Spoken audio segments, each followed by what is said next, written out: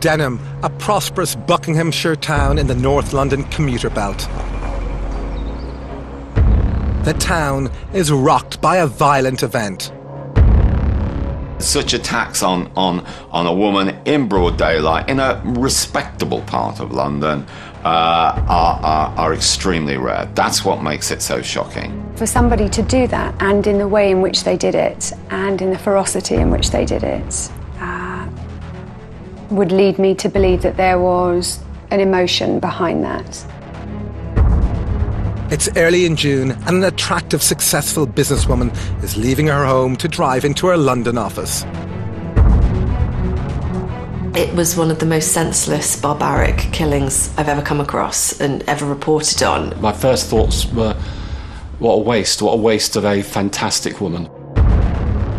Within hours, her body will be found, stabbed to death in the most brutal and frenzied manner. It's a crime which shocks and horrifies, and is one which remains unsolved. It's right up there in the worst murders that we've covered. Where do you just disappear to, covered in blood? A horrible, frenzied attack of the worst possible kind. Murder is horrific, and any tragedy of such magnitude leaves a trail of devastation in its wake. It's all the more traumatic when the crime is unsolved and when there appears to be no obvious motive for the killing. This is one such case. It was a horrific murder. It happened in broad daylight. It's should be a very solvable murder. I'm criminologist Donald McIntyre, and in this series I've brought together an unrivaled team of specialist investigators. We'll work with the original detectives to bring to light new information and hopefully find some closure for the friends and family of some of the victims of some of the most shocking and impenetrable cold cases.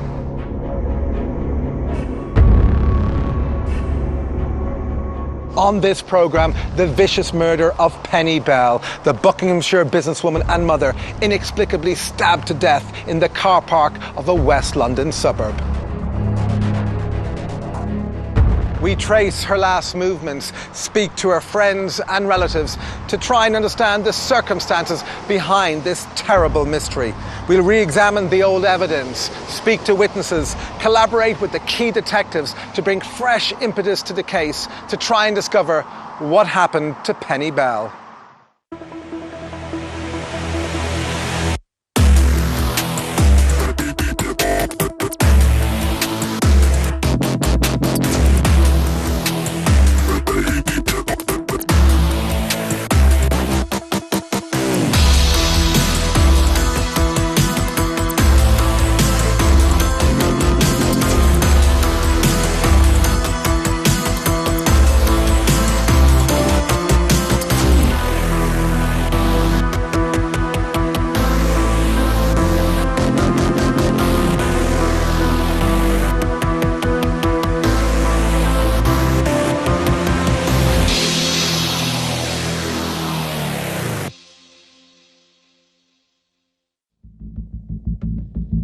The body of 43-year-old Penny Bell was found in the front seat of her car in Perryville, Greenford, West London in June 1991.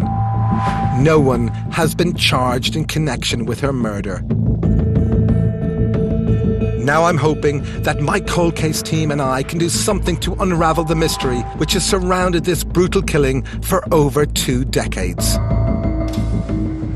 I've spent some time with Penny's daughter, Lauren, and she, like so many other people who knew her mother, is keen that something happens to try to move this tragic case forward.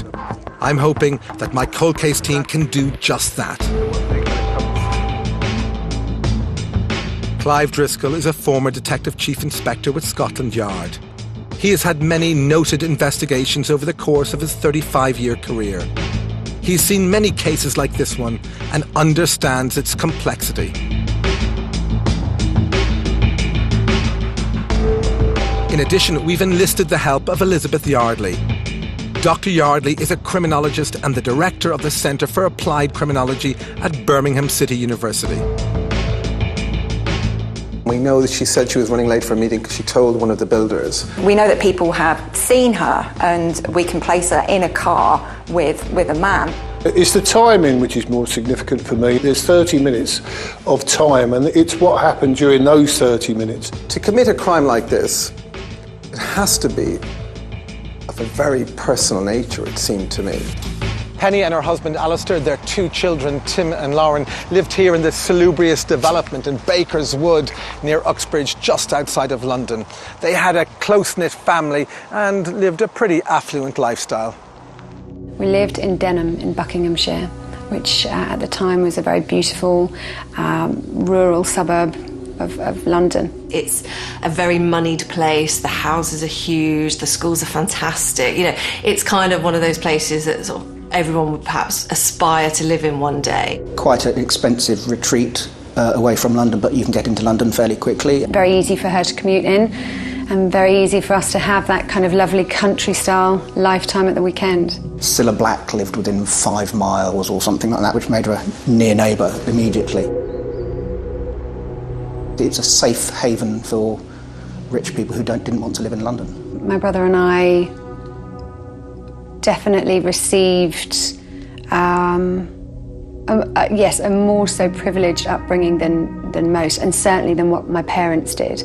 They had worked extremely hard to enable us to have that kind of a childhood. Vicky Bird was the Bell family nanny at the time of Penny's death. She remembers her as a kind and considerate person. I only knew her for a very short amount of time, but had a huge impact on my life, being part of her family, even though she's not here. But she was, she was a fantastic lady. She was bright, smart, funny, loving, generous. We went out on day trips, and I even took the children away to the family caravan for a holiday. So yeah, we did. We had lots of fun. Penny also found time to devote to charitable causes and was very active in this part of her life. She had previously worked for the Samaritans in their concert division, so she'd been to all the big concerts throughout the United Kingdom, trying to help people who were less fortunate, trying to talk to people out of committing suicide who possibly were thinking about that. She was generous with her time, and she was generous with her feelings. There's no doubt, though, Penny's hard work was, in a sense, making up for her own difficult upbringing. She was adopted. She didn't have a very happy childhood, and I think she went off to boarding school. So I think from her own perspective, having started life very much on her own and quite lonely and with not an awful lot, I think that's exactly what she wanted to go out and achieve for herself. She left home fairly quickly as soon as she could, and the profiles of at the time suggested that she was looking for stability and to settle down and to have a nice stable base for her and her children. Penny was a successful businesswoman and had built up a fine business in recruitment. By all accounts, she was a very good person to do business with. It was my mum that went out to work. She had her own company, Cover Staff, which was a recruitment agency, which she built up from nothing, and it was extremely successful. So it just worked out at that time that my dad would stay home and she would go to work. Penny's work was, I think, difficult and hard and maybe long hours, but she was able to look after Alistair and the kids. She was the main breadwinner in the family.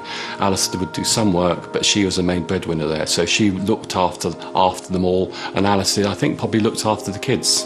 In contrast to her exceptionally busy life, working, being a very hard-working mum, she was always the person that was there for friends, family, whatever needed it. She was someone who lit up the room when you saw her, so it was exciting. It was great to see her and Alistair together, to know you were going to spend some time with them.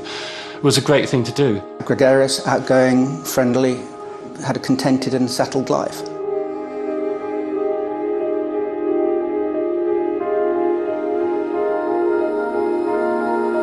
From the outside, Penny appeared to have it all: an attractive family, a great house, and a thriving business. What then could possibly have happened in her life that could have led to her murder? Liz, what's your overall sense of this case? This was a very successful woman who'd come from a background that was constraining her essentially in her early years, but she fought against that. She was a real success symbol, basically, of this decade, and the fact that it's still unsolved so many years on, and there are so many little pieces of the puzzle, but we haven't quite managed to put it together yet. She kind of broke those gender lines as a really strong businesswoman. Do you think that might have attracted some danger to her, particularly as regards this situation? Well, it definitely would have made her stand out at the time, the late 80s, the early 90s. We're in a very different era now, and successful businesswomen are, all around us. But back then, it wasn't quite the same. So she would have stood out. She would have attracted attention, perhaps the wrong kind of attention. Clive, what's your sense of this case? I think that the circumstance of her last moments, which to say the very least were traumatic, was that this was quite a concerted attack. So, on first look, it's clear that Penny was a normal, helpful, friendly person. She liked to show off her success, but not in an ostentatious way. But was there some secret which not even her closest friends and family knew about? Or did life just take some unfortunate turn which would lead to her death? Coming up, the events on the fateful day Penny Bell was murdered, and questions surrounding a meeting she had that morning which has perplexed everyone involved in the case since.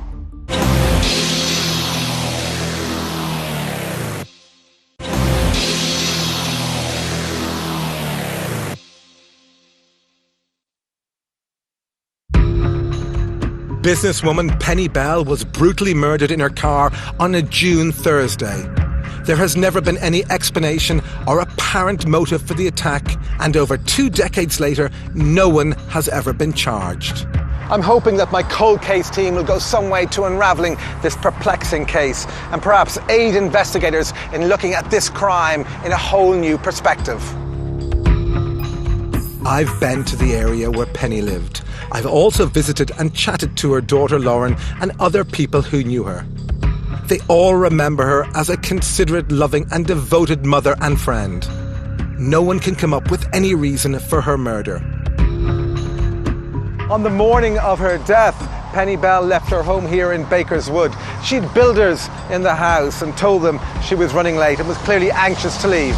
She was the one that they would go to. My dad was very often out. He was off doing a school run very early, so my mum happened to be the main person that they would sort of talk to, and she would run everything that was going on, down to sort of paying the builders and, geeing them up when things got a little bit slow. We had, I think, 20 builders on site at the time, so, people coming and going at all times, so it seemed like a bit of a madhouse. There were builders in the house, so there were other people in the house. So it's possibly, we've all, I've had building work done. It is slightly more frenetic than normal. So there was probably a lot of toing and throwing. The main builder wanted to have a conversation with her, and it sort of waited for her to appear, and when he did, very out of character, she just sort of said, I have to go. I have a meeting that I need to get to. And she just said, whatever it is, we'll have to wait, and left. And so I think even he recalled it being out of character for her. There was nothing in her, the way she said it, that was any cause for alarm. It was obviously it sounded like she was going to meet a client, but she left the house as normal. But her behaviour the night before is remembered by some as being anything but normal. My dad recalls her being very, she was sort of lost in her own thoughts and not in a great place. And understandably, the builder then, similarly the next day, echoed that and said that she was sort of zoned out. She was somewhere else. So she obviously knew something was going on. She was running late for a meeting which she didn't record in any diary, and we know that she said she was running late for a meeting because she told one of the builders. This meeting, which was to result in the end of her life, in her death, the fact that it wasn't recorded anywhere, that nobody knew who she was meeting, it was a slightly unusual time. What was going on there, Liz, do you think? I'd like to look at what was normal for her. Was it normal for her to document all of her appointments? Would she make an appointment at short notice and perhaps not note it down? So I'd need to know what would she do regularly, and does this stand out as odd? But I've discovered in talking to Lauren that Penny wrote all of her appointments in her diary. Curiously, though, there was nothing written down for that morning. We now know that Penny was behaving somewhat out of character. A little zoned out, as Lauren describes it, but there was nothing in her behaviour to indicate in any way what would happen next. At around 10 o'clock in the morning, witnesses said that they saw Penny's car driving along this road, the Greenford Road. Witnesses said that they saw her distinctive Jaguar car with its hazard lights on and apparently a man in the passenger seat. As she drove down this road, witnesses reported that she had her hazard lights on and was clearly in distress. One person said they thought she was mouthing help. It's just so distressing to imagine the terror that must have enveloped her as she drove to her demise into this car park here.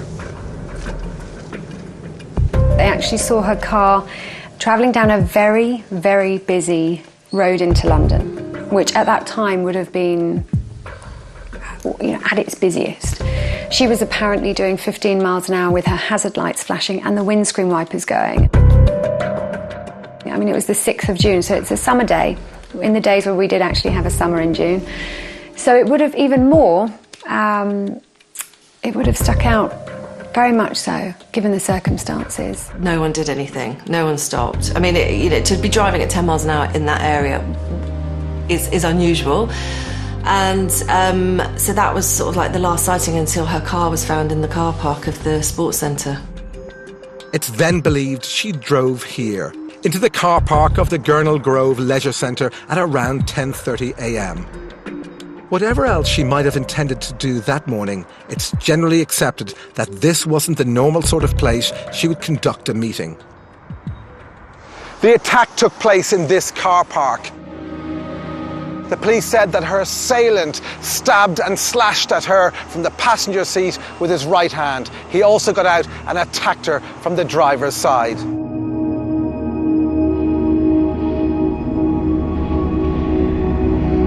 She never stood a chance. Penny's body was found at around midday by two women returning to their car. She was slumped over the steering wheel with blood all over her clothes. Standing here in the Gurnall Leisure Centre car park with all these people and these cars about, it's hard to believe how a perpetrator with blood in his hands and all over him could simply disappear unnoticed from the scene of the crime. He would have been covered in blood, but he got out of the car in broad daylight, walked around to her side of the car, opened the driver's door and continued his attack on her back.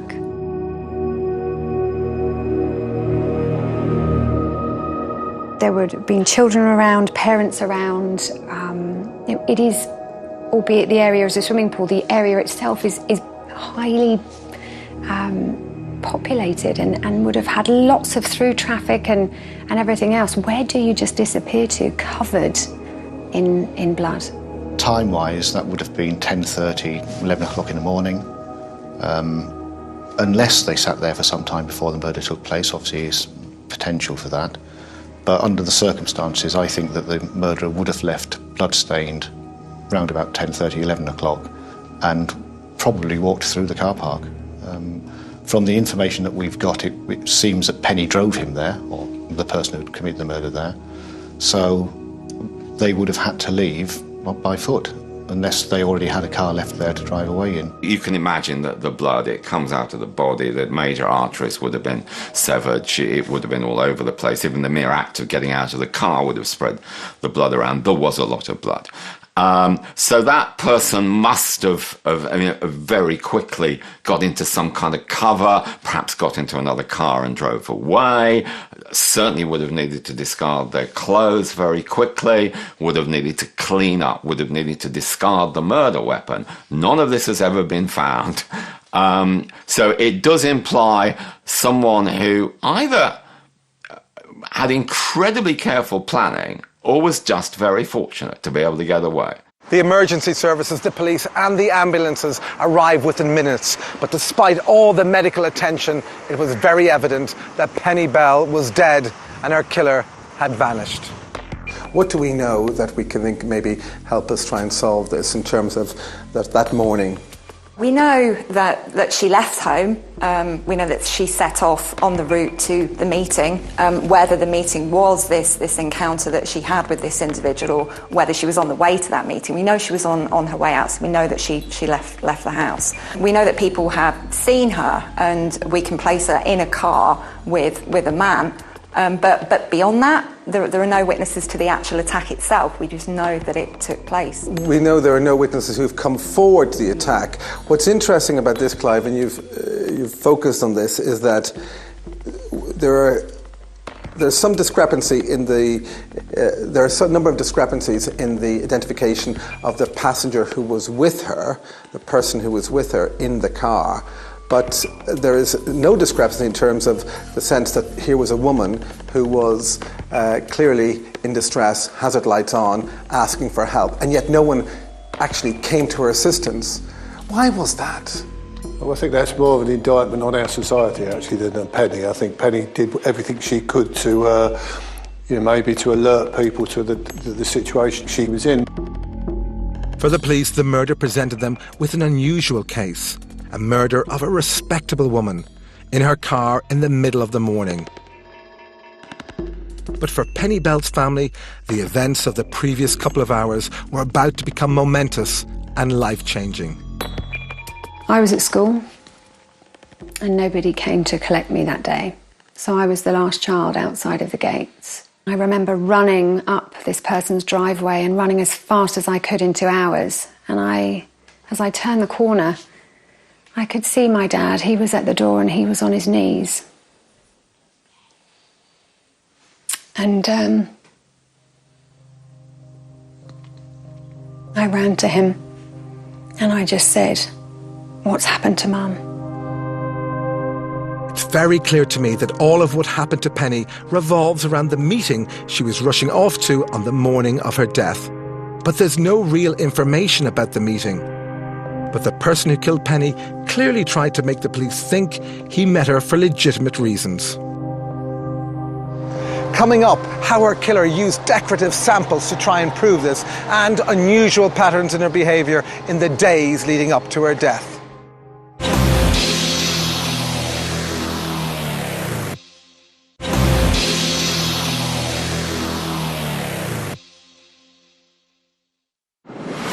The body of businesswoman Penny Bell was found slumped over the steering wheel of her Jaguar in a car park in Perryvale, northwest London, one Thursday morning in June 1991. She'd been brutally stabbed by a man sitting in the passenger seat beside her. I've been working with my cold case team to re-examine the circumstances surrounding the murder of Penny Bell. Having reviewed the files and having spoken to those who knew her, it appears that she'd no enemies to speak of. I've also spent time with Penny's family and friends. Her daughter Lauren, in particular, remembers the horror of discovering that her mother had been murdered. Her father had the heartbreaking task of telling her what happened. By this time it was already on the news. We were sat in front of a television watching it. And he said that that Mum's car had been found and that there was somebody in it, and that person wasn't very well.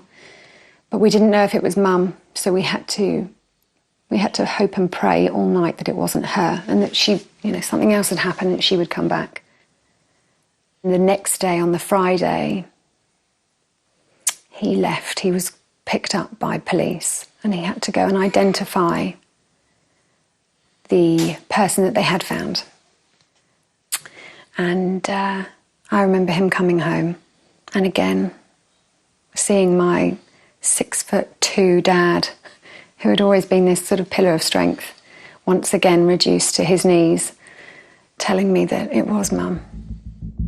The police investigation, which was rapidly underway, involved a number of forces and a great deal of activity. There were like 2,500 people interviewed, there were 8,000 witness statements. I mean, it was on a massive scale. And yet, it just seemed to flounder. The police turned their lives absolutely upside down. I mean, no stone was left unturned. If she'd been having an affair or booking into hotels or was ending an affair, they would have found out. And it went on because the police were being incredibly cooperative. And our crime guys, I think Jeff Garvey is dead now, but he was extraordinarily well connected at the yard, and he was getting a lot of stuff on it, and which the police were obviously happy for him to do, because it was very much in solving the crime, they very much appeared to need witnesses. and so appealing to the public and that sort of thing. But they had, after a while, you've got to do that a little more cleverly than just saying we appeal for help, because people are bored of that. So they were proactive for quite a long time. It's clear to me, though, that some of the things she might have done in the days and weeks prior to her murder might have attracted the wrong sort of attention. We know that Penny withdrew £8,500 in the days before she was murdered. That's only £17,000 in today's money. Could this be in any which way connected with her death? Perhaps she was being blackmailed, or was she in financial difficulty that her family didn't know anything about? She had withdrawn the cash a couple of days before, but hadn't told her husband that she had done so, and it came from a joint account. So the money only came to light sort of as the police started looking into the case, and then Lauren was able to confirm that she had seen a bundle of cash sort of stuck in the top of her mother's bag on the day that Penny was going off to meet this person. So is there a possibility that the money she took from the bank might have been needed for a sinister purpose? Because she hadn't told Alistair that she was withdrawing the money, and it wasn't for the building work that was going on in the house, that perhaps she was using it to pay someone that she didn't want Alistair to know about, therefore she was keeping it a secret. Could be blackmail, which obviously the investigative team looked at very carefully as well. So it was a very, very important line of inquiry, and unfortunately, at this moment in time, it hasn't led anywhere. If you kind of break this down into the days leading up to it, of course, one of the key things is that she extracted £8,500 from a bank. We don't know where that money is. We don't know why she withdrew it. Do you think this is in any which way connected? It could be. We need to become familiar with what was normal for her. This was back in the early 90s, where people used cash more. There was building work going on in the house. How was that being paid for? So we need to look at how regularly was this woman using large amounts of money. It might have been unusual, but then again, it might not. If you draw in 8,500 within your business, then there's usually a paper trail. It's the timing which is more significant for me. There's 30 minutes of time, and it's what happened during those 30 minutes I think are significant. Do you think that was potentially a motive for murder, just that sum of money at the time it's kind of worth nearly double in, say, in today's money? Well, people have murdered for a lot less than that, so it would definitely be on my list of things that could be significant. It wasn't uncommon for her to be drawing out large amounts of cash. Some would say that, you know, carrying it around in your handbag was slightly silly, but she was a very trusting and sort of laid-back kind of lady. So in that respect, I think she would have felt totally at ease with it. But yes, so the actual drawing out of money was not uncommon, and it was drawn out from a joint account, so there was no hiding that. You know, that money was visible, that transaction was known about, even to my dad. But is there another, more simple explanation for the confrontation in the car park that morning? There is, of course, the possibility that this was a robbery gone wrong. Now, while we have to factor in such theories, for me, it simply doesn't hold water and can't explain the ferocity and visceral nature of the attack. By the fact he was in a compressed space means he couldn't get an initial killing strike on her and had to do it lots of times, but I think the stabbing was lots of cuts on her arms. I think it was consistent with her fighting him off and him just carrying on and on and on. I don't think that this was an aim at any particular organ or any part of the body as a killing blow. It was a frenzied attack when there's multiple blows, over 50 of them. So it would have been, I would think, quite fast and furious. My mum was renowned for having beautiful long nails, and I just remember the police. I overheard them telling my dad that she had none left, that she had fought for her life. And in such a small car as well, the cabin of that car is very intimate, and I know that she would have fought in such a way that it would have been ferocious. And there's something else about the events in the car that indicates that this wasn't a random event. The killer appears to have tried to cover his tracks by doing something which might suggest that his initial interaction with Penny that morning was a straightforward business meeting. On the dashboard was laid out wallpaper samples, samples for our cupboard doors that we were looking at. So all things that she would have had on her, but laid out in such a way that it would look as though she was showing that to somebody. Whether that was put there afterwards or put there before, I don't know. Everything I've heard makes me more convinced than ever that Penny's killer wasn't a stranger. If he was just out to rob her money or even to blackmail her, why would he strike her with such ferocity? I'm sure the police have always thought the same. So what was the motive? If you want to try and eliminate kind of theft and that £8,500 as the prime engine behind the murder, do you think that was a reasonable supposition considering, you know, a frenzied attack? Yeah, I mean, given the nature of the frenzied attack, it went on, as we know, for quite a while. If you are trying to get to the money, you can threaten somebody to hand it over, and then perhaps you would attack them, you know, a couple of times. But it's the term overkill, way much more violence than was needed to end somebody's life. So what was all that about? So perhaps the money wasn't the prime engine in this murder, but it may have been in the mix, Clive. If you're asking me about the money, I would probably be leaning towards blackmail more than robbery. But I do believe that the fact that she knew something was wrong, she mouthed help, is very significant. That she knew that the situation she was in wasn't going to plan and was going badly wrong is significant. Coming up, a revelation about Penny's husband becomes an unwarranted and spurious focus of the investigation, and I reveal my conclusions about what really happened to Penny Bell.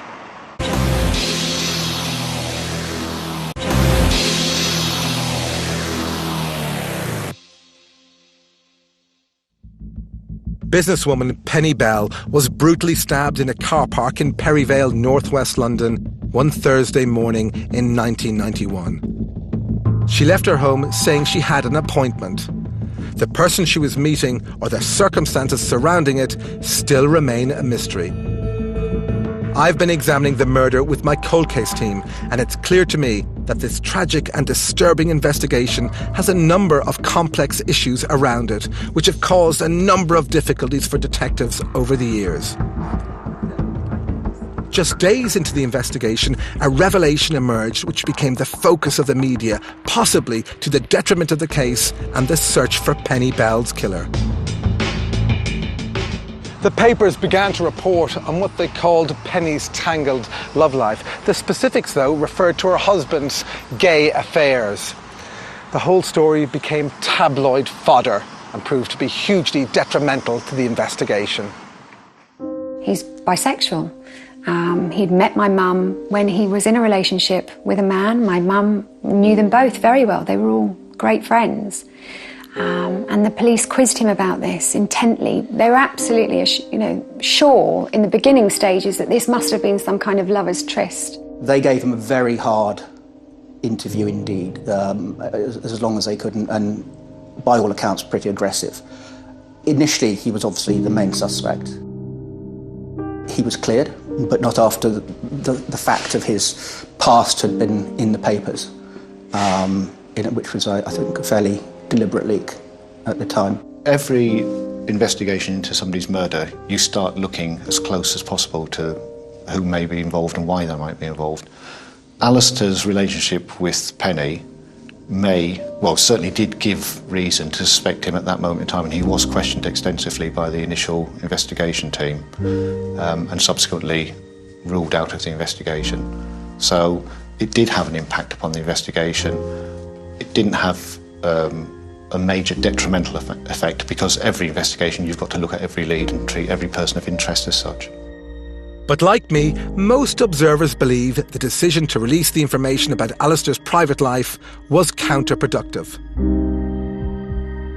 It was absolutely irrelevant. If at any point I thought Alistair may have been involved in this, then I would say something. At no point have I thought Alistair was involved. He was a loving husband who got very, very well with his wife. He wasn't the person who would go and do this to his wife.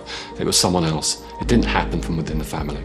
When they released the details of Alistair's past, it really put such a sort of darkness on their marriage that actually wasn't there. Everyone who knows them said they absolutely adored each other. They were in love, and it didn't matter. Everyone has relationships in the past. It had no bearing on their marriage. They were really, really happy. The story took away from the actual what it should have been about. But that was beyond the control of Alistair. There's nothing Alistair could have done about that. And Alistair did the best by his children as he could in those circumstances. It would have been very, very difficult for him. Not only has his wife been horrendously murdered, but now the press were kind of turning the camera on him. And it's wrong. It's absolutely wrong. Perhaps it didn't help in this case, because they would waste time and resources going for something that actually was not relevant to it. But while there was nothing in Alistair's personal life other than the information which caused such a distracting sideshow, I've begun to wonder if it was something in Penny's own private life which might have led to difficulties for her and ultimately to her death. Is it possible that the meeting she drove to was of a personal nature? Is it conceivable that the person who stabbed her was romantically involved with Penny Bell? What else could explain the personal, ferocious nature of the attack? For somebody to do that, and in the way in which they did it, and in the ferocity in which they did it, would lead me to believe that there was an emotion behind that. A crime of passion, which I know is what it has been referred to before, which I believe there was either some kind of love or hatred there, or both, which led to that.